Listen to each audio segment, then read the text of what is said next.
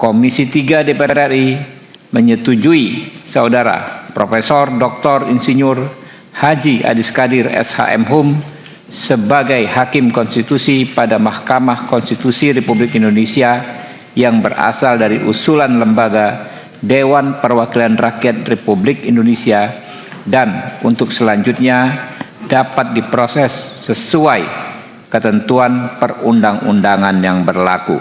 Peneliti Pemilu dan Demokrasi Indonesia Titi Anggraini tidak habis pikir dengan dipilihnya anggota DPR RI Adis Kadir menjadi Hakim Mahkamah Konstitusi alias MK.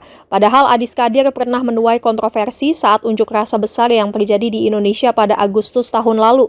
Titi Anggraini pun merasa sia-sia menjadi dosen hukum tata negara di Indonesia apabila kondisi negara jauh dari etika kenegaraan. Kritik itu dilayangkan Titi Anggraini di X pada Selasa 27 Januari dan sudah mendapatkan izin untuk dikutip dan dimuat wartakotalive.com. Menurut Titi, terpilihnya Adis Kadir sebagai Hakim MK pengganti Arief Hidayat menunjukkan rendahnya arti publik dan akuntabilitas politik di DPR RI. Terlebih kata Titi, terpilihnya politisi Partai Golkar itu sangat tertutup dan rendah partisipasi publik. Menurut Titi, terpilihnya Adis Kadir juga dalam sebuah proses yang maha cepat. Adis Kadir juga salah satu aktor politik yang membuat massa mengamuk dalam unjuk rasa Agustus lalu.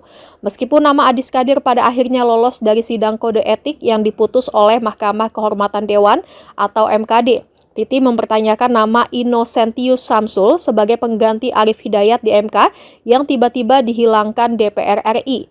Hal ini kata Titi tidak bisa jadi mainan DPR RI karena MK urusan negara dan republik. Apalagi Indonesia sudah memilih menjadi negara hukum yang dikelola dengan nilai-nilai good governance. Namun terpilihnya Adis Kadir menandakan bahwa negara sudah mengabaikan keberadaan publik. Sebab keputusan yang diambil bukan untuk kepentingan publik melainkan untuk urusan masing-masing politisi. Sebagai dosen tata negara di Fakultas Hukum dan melihat semerautnya negara Indonesia saat ini, Titi pun mengaku merasa malu dan sia-sia mengajar hukum di Indonesia. Sebab saat ini Indonesia tengah dikerubungi elit politik yang tidak peduli sama sekali dengan keberlangsungan hukum di Indonesia. Rapat paripurna DPR RI mengesahkan pencalonan kader Partai Golkar Adis Kadir untuk posisi Hakim Konstitusi menggantikan Arief Hidayat yang memasuki masa pensiun.